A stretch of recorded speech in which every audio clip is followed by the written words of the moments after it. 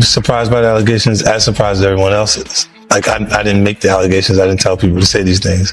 It comes out, I see it in the news like everyone else. But I did feel uncomfortable with the way you would present the idea of going to these projects. To come party with me. Yeah. And then that swayed me away from it. Just that alone. So you didn't realize as much stuff was coming. Like when I seen today, it was allegations of 3 men that said he drugged them, and it's a long time, to be honest with you. Like when people don't remember being violated for 20 years, it makes me feel a little odd. What are your thoughts on the allegations against Jay-Z? That was interesting. When I was saying things, not knowing exactly what I was saying, but I was going with like, where's Jay at? He's mad quiet. Like while the Puffy thing was going on. But it's obvious now that his team was being made aware that he was in those allegations also. So I hope it works out, because with his family, the things that go on. In the early 1990s, Usher was just 14 years old, talented, ambitious, and still trying to understand an industry that moved faster than he did.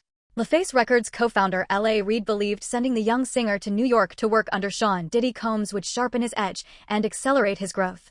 At the time, Diddy was already deeply embedded in a world of nightlife, money, and influence, a tastemaker with the power to open doors and shape careers. To outsiders, it appeared to be a rare mentorship opportunity. But 50 Cent views that decision through a different lens. To him, it represents how success and danger can coexist in the same space.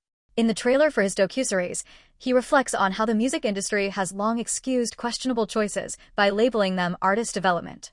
He suggests that placing a minor within the orbit of a powerful mogul in the name of creativity became part of a troubling pattern, one where the pursuit of stardom sometimes meant surrendering boundaries, youth, and innocence just to get inside the gate. Allegation, but like you kind of poke fun at them. You just ask questions. You're not worried that it comes back your way? Like people dig up your past and try to pull stuff up? I don't got that shit in my past. I'm not. Everybody got a little bit. I took a pill, but it was for me to perform better. For her to remember, buddy. I didn't fucking give her a drink so she forget what the fuck happened. What the fuck is going on here, bro? Yes, I took the drink. I gave me the fucking drug to perform. So she can remember and possibly love me for that. Did it work? What the fuck? Yo, bro, look, I'm doing pretty good. You know what I mean? Like, but I'm just saying, this is the opposite of normal shit that we're talking about, bro. That is why. I don't know why it's so hard for people so just for to people to feel like you would have something, or you would have reserved energy because you feel like you was doing it too. This is people that are looking on separation between their hardships or their the things that they got going on that would be issues, and what a celebrity's issues will be. Wait, what does that mean? They think all celebrities are doing the same thing. Yeah. Right, and when you see, if I wasn't saying anything, guess what? You could safely say that a person on the outskirts that is not involved in hip-hop culture. L.A. Reid has since revisited that decision with uncertainty, acknowledging that he still doesn't know whether it was a bold, forward-thinking move or a serious misstep. His intention was to help Usher develop a tougher, more street-ready image, but the long-term impact of that choice remains open to interpretation. Usher himself has hinted that his time inside Diddy's circle exposed him to situations he has never fully explained. To 50 Cent, those carefully measured comments resemble what he calls survivor language, a way of signaling discomfort without directly naming the experience. He believes people who have lived through harmful or confusing environments often speak in fragments, allowing what they leave unsaid to carry the heaviest weight. That is the question his documentary aims to explore, whether the industry's version of mentorship sometimes crossed into manipulation or abuse, and how many questionable decisions continue to be justified as necessary steps toward success instead of being honestly confronted. Jay-Z and Diddy and a teenager, 13-year-old teenager. Right. And we were speaking about just the statement. Right. The statement, you were saying you felt like that was calculated. That was, the statement is something from, you can tell it's written by a lawyer. Because there's a point where it kind of gets aggressive. He says, you're going to find out, like how I'll handle this. Like, and that's an attorney want to be combative with another attorney. That's not like your publicist wouldn't say those things. This is on your put that out. Yeah, this is on 50? Yeah, it says I don't know what's going on, but are we still going to have the Super Bowl? I'm just asking for a friend. Yeah, I'm asking for Kendrick. You know, I'm just trying to figure out if we're still doing everything the way. Because look, they will fall back, but they, like the NFL, they won't necessarily be associated to that. Right. Why do you not insert yourself, but you're on top of every topic, right? Yeah. I'm just watching. I'm participating. I'm being part of culture. I'm just telling my opinion. Right. Look, because you're part of the culture. Like I can't say anything now. I'm out of it. I'm like I'm going to Dre's studio and just sit with. By the late 1990s, Usher had become a global force, winning Grammys, selling millions of records, and commanding worldwide attention. Many in the industry credited Diddy as a key influence in shaping his confident, self-assured image. But 50 Cent challenges that narrative, arguing that the confidence people admired may have been forged through pressure rather than encouragement. In one interview, he put it bluntly, "They break you down so they can rebuild you their way. That's not guidance. That's domination." From his perspective, Diddy's era of influence didn't just produce stars, it normalized silence. Success became the excuse. As long as the artist thrived, the methods were defended, regardless of the personal cost. The uncomfortable question remains, did the industry prioritize outcomes over humanity, applauding chart toppers and public acclaim while ignoring what may have happened behind the scenes, so long as the machine kept running and the money kept flowing? Victim. They not seeing that boy that got rushed to the hospital. They're not seeing what the intentions was in his heart when he took Justin Bieber there. Oh. Let's be honest. He took Justin Bieber there. Diddy had been trying to get to Bieber for a minute. And his management was backing him off. But it wasn't until Usher took over management and had guardianship and gave temporary guardianship to the diddler for 48 hours. Think about that. He had already been to the hospital. That situation that Gene was talking about. And you still took Bieber there. But you got custody of him first. Diddy had already tried. They wouldn't let him. Actually, someone made reference to the fact that Diddy trying to get at Bieber the way he was trying to get at Bieber was looking a little predatory. And then Usher came in and discovered it and managed him and got custody of him and promised to look after him. And then he sent him to the diddler. Does that sound like a good guy? It's horrible. Does that sound like a good guy? Now that we know what Diddy's really like. What kind of fucking asshole do you gotta be to take another boy, another talented boy, and put him in your place so it ain't gotta be you no more?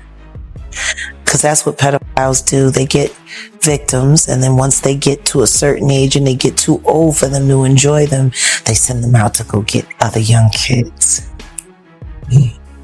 Now, if Usher is a procurer, and if Usher knew what was going to happen to any of those young children that he took to the Flavor Freak off, is he a good guy? Especially considering what happened to him. Especially considering that he sat Howard Stern, and Howard Stern said, would you send your kids to Puffy's Flavor Camp? And his immediate response was, hell no! So it's good enough for everybody else's kids. But in a strange way, you know. Like Robin begging. Yeah. It's like exactly. I'm begging you, Robin. Yeah. No, I mean, to a lot of us, he's like a little brother. You know what I'm saying? He's not afraid to call and ask for advice. He's somebody that, in the industry-wise, the record industry is a strong family, and he's somebody that, you know, we definitely have our arms around, and we want to protect him because he's such genuinely a nice person. Besides his talent, you know what I'm saying? He's one of the greatest kids that you could ever know. Justin,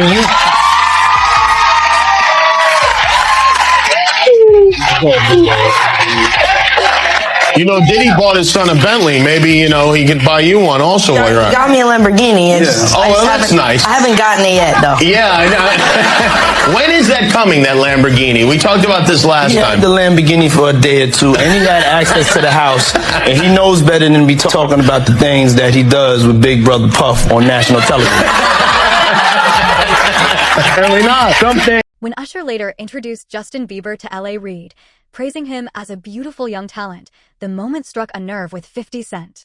To him, It sounded less like admiration and more like ownership, young artists spoken about as prizes rather than people. Bieber, like Usher before him, was only 14 when he entered powerful industry circles. The similarities were hard for 50 Cent to ignore. His team later resurfaced old footage of a teenage Bieber referring to Diddy as Uncle Puff and spending time at his home. To 50, those moments reflect a familiar cycle. New artists welcomed as family, then gradually treated as assets within a larger system. He argues that mentorship can quietly shift into dominance when influence goes unquestioned. In his view, the industry has long sold young talent dazzling opportunities, presenting deep access and authority as care and guidance. Critics warn that this language may conceal manipulation. The deeper question remains whether these relationships are truly built on protection and growth, or whether ambition is being exploited under the comforting words of loyalty, affection, and trust. Living in this shame, living in all this sort of stuff of my past, and I wasn't able to move on. Do you think the person that the you of then was on a path of self-destruction? Oh, for sure. Yeah, I would have, for sure, 100%. Yeah. It would have been no bueno. It was bad. I don't know if I'd be alive for sure. It was dark, but I want to definitely tell my story so that if that resonates to anybody, that they can hopefully learn from it. Well, for me, music comes from somewhere. Right. Maybe it comes from this youthful naivety and this desire to escape something. And then you get out there in front of the world, and then it comes from a place of wanting more of it. Yeah. I mean, just think about how young I was and so impressionable. And you have everybody telling me how awesome I am at all times, and I just want people to understand, the psychology behind why I potentially could have problems in my life. So, yeah, thank you for being here and helping me tell that story. But yeah, just protecting those moments, because people take for granted encounters, and I just want to protect her, I don't want her to go through anything I went through. I don't wish that upon anybody. Yeah, if she ever needs me, I'm just a call away. Do you realize how important your story is? Every time I have a conversation with someone who's been through this unique type of experience, I'm searching for some kind of truth that can help. I commend you for going there and asking the tough questions and the things that people don't want to talk about, and they don't want to go there because it's revealing, and I want people to take a look at my story and hopefully. By age 15, Justin Bieber was already carrying the weight of global fame, balancing overwhelming adoration with the vulnerability of growing up in public. During that period, Diddy positioned himself as a guiding figure, a role some now reconsider with far more caution. 50 Cent has said there were certain circles he deliberately avoided, explaining in one interview, "That world wasn't for me." You don't put children in those situations. Those words resonate differently today, as resurfaced clips and memories from that era prompt renewed scrutiny, late-night encounters, uncomfortable interviews, and interactions that now appear troubling in hindsight. To 50 Cent, none of this feels surprising. From his perspective, the warning signs were always there. His conclusion is blunt. Survival doesn't always come from pushing forward without fear, but from knowing when to walk away before being pulled into something that can't be undone. He believes distance, more than anything, is what kept him safe. Problem sleeping to this day. Yo, man, I'm here to work, man. I ain't sang in a week. I'm 13 years old, and I'm telling him, look, you're going to put me in the studio, man. You got Biggie Smalls in there. You got Craig Mack in there. I'm not here to party with you. I don't want to go to the clubs. Matter of fact, I'm too young to even be in here. Why you got me in clubs? We was to New York City, and I lived with Sean Puffy Combs for a year. That's the crazy thing. Now, that was L.A. Reid's idea, right? We're sending you over to something called Puffy Flavor Camp. There you go. To learn Flavor Camp? Yeah, that's what it was called. And you're going to go to Puff Daddy's. He's in the 90s. Do you understand what that's like? Puffy's place was just filled with chicks and orgying nonstop, right? No, not really. But hey, it was curious. I got a chance to see some things. Yeah, but you were 13. What were you seeing? I went there to see the lifestyle. Right. And I saw it. And it was, but I don't know if I could indulge and understand what I was even looking at. It was pretty wild. So nobody tried to, some woman didn't come along. I didn't say that. Okay. I didn't say that. What I did say is that there were very curious things taking place. And I didn't necessarily understand it. Biggie Smalls was there. Biggie Smalls was there. Lil' Kim. Craig Mack. All these people are hanging around. Yeah, man. Faith Evans, Jodeci, Mary J. Blige. They ain't know nothing about this shit. Oh. I was having a good time. You know what I mean? Does he have you doing any chores? Are you doing dishes at all? I mean, to keep you humble somewhat? Or are you just like, can you stay up till 4 a.m. with them and party? I mean, I could. I actually stayed up longer than them. And do you have money? What's going on? I mean, I had like per diem. You know, I had like, you know, What like a a living. life. Yeah, it's pretty crazy. 14 years old. You're a dad now. Would you ever send your kid to Puffy camp? Hell no. Mind me asking, because I know the topic is sensitive. What happened to Usher? I heard about some music executive from the industry back in Harlem. You know, I heard it from some music executives back in Harlem. And I'm not going to speak on their name. They doing programs and everything like that. And they may be doing some of them. They may speak on it themselves. But I heard it from some music executives. What did you hear? Bro, you know how people be talking and we was around some people, something like that.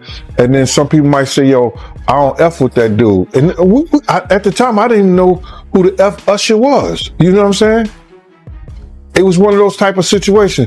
And when people say, yo, man, I don't F with them niggas. I'm getting out that industry and everything like that.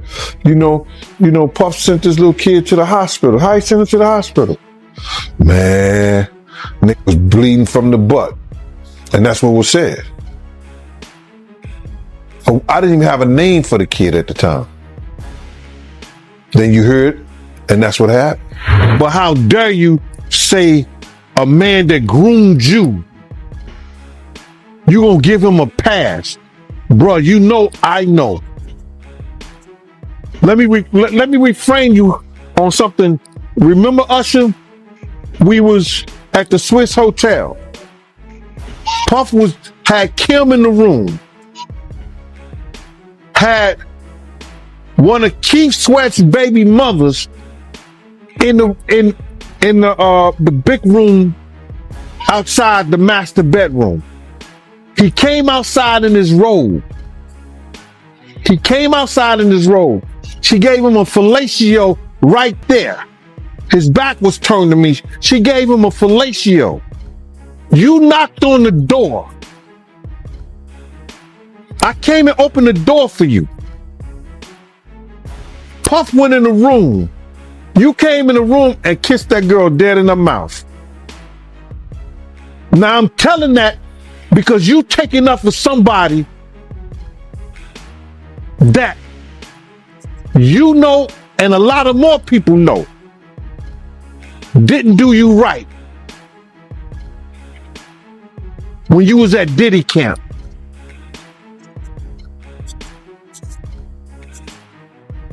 Y'all put it together. And what you mean by Diddy camp? Remember? He was on one of the talk shows. The white guy with the curly hair. What's his name? The white guy with the curly hair. And he said, yo, would you send your son to Diddy camp? And Usher said, no. Ask him why he won't send him to Diddy camp. But yet and still you praise him. Damn, man. And you said that, I know you can't go into detail, but you said that it was a situation where Diddy sent him to the hospital? Let Usher explain that to you. Let Usher mama explain that to you. And the hospital was in Scarsdale. As new allegations continue to surface, reports suggest that Justin Bieber has been distancing himself from Diddy, allegedly unsettled as he re-examines his formative years in the industry. Usher, by contrast, remains far more reserved, carefully navigating a legacy built within the very system now under renewed scrutiny. To 50 Cent, this moment signals a critical shift, one where long-held silence begins to crack, buried guilt turns into recognition, and the past becomes impossible to ignore. He insists his motivation isn't revenge, but record-keeping. Stories outlive the people who live them, he said in an interview, explaining why he turns to television to preserve accounts that might otherwise be erased or reshaped. His message remains consistent and unsettling. Fame fades, reputations change, but truth and accountability tend to last far longer than celebrity ever does. Don't sit on the bed at night. No homo. No, just don't get close to the bed. Don't get close to the bed. But it's just like, yo, we want to thank you for hosting the thing, man. It's been a pleasure. You didn't have to do it, and you did. No, I definitely didn't have to do it. I definitely didn't have to. First and foremost, I'm not getting in the bed. Shout out to him and what he did. I'm just gonna, if we can, let's just put the camera a little this way, just so we're not. I don't want my shot to even I don't want it to come close to the bed at all. Usher look like he fresh off a goddamn plane. Fresh off the guard stage. That's my brother right here from day one. We used to wake up and, pause, but like, that's how, back in the days when he was like 10 and I was a little bit older, his older brother, we used to fight over the Frosted Flakes. You know what I'm saying? Before pause was invented. You know what I'm saying? But it's my brother for real. We used to actually wrestle off of the Frosted Flakes because he used to always get up early. Now he's one of the richest stars in the world. And What the fuck did Puff just say? Nobody's gonna acknowledge this but me. Puff just said we used to wrestle over the Frosted Flakes, and we're streaming live. That was stupid. Listen. Diddy's once dominant grip on the industry appears to be weakening as federal investigations, civil lawsuits, and mounting public backlash place his legacy under intense scrutiny. At the center of this moment, 50 Cent has stepped into the role of chronicler, positioning himself as a voice documenting what he sees as a long overdue reckoning. His upcoming project, tentatively titled Did He Do It?, traces a line from early figures like Usher and Justin Bieber to broader conversations about power, mentorship, and possible exploitation within entertainment. He is careful to say he is not acting as a judge or accuser. Instead, he describes himself as a recorder of history, collecting stories, claims, and perspectives he believes the industry spent years suppressing. I didn't invent these allegations, he explained. I just refuse to pretend they never existed. Walking around threatening other actors, people. Somebody got to get involved in it. If it ain't the state, let it be the feds. Somebody got to stop him. He lucky that God given him the opportunity to be stopped while he's alive, didn't have to go to hell and face that shit. He got a chance to repent now, change his life. You mentioned minors, and a lot of people have been trying to drag Justin Bieber into this situation because there's a lot of suspect looking videos with Diddy and Bieber in it, and they're making a lot of allegations. Mm-hmm. Same way they made allegations about Usher when Usher was younger. Do you think that there's any credibility to these allegations? When there's smoke, there's fire. Why would Diddy be tapping his kid in his chest to see if he wired? And asking him, are you wired? Why would he be confronting that kid? Why would Justin Bieber make a song about, what is it? I got smashed at a Diddy party or something like that? Why? There's reasons behind all this. So, where there's smoke, there's fire, Cam. I wouldn't put it past him. Yeah, Justin, he's been real quiet about this. I think like a lot of the other celebrities. I was reading some, Cam, and the kids say after he went to Diddy camp, he started using drugs so heavy and was smashed every day.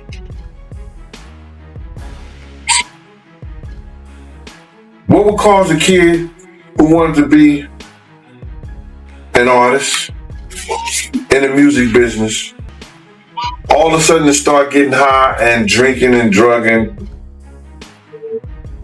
popping pills and smoking?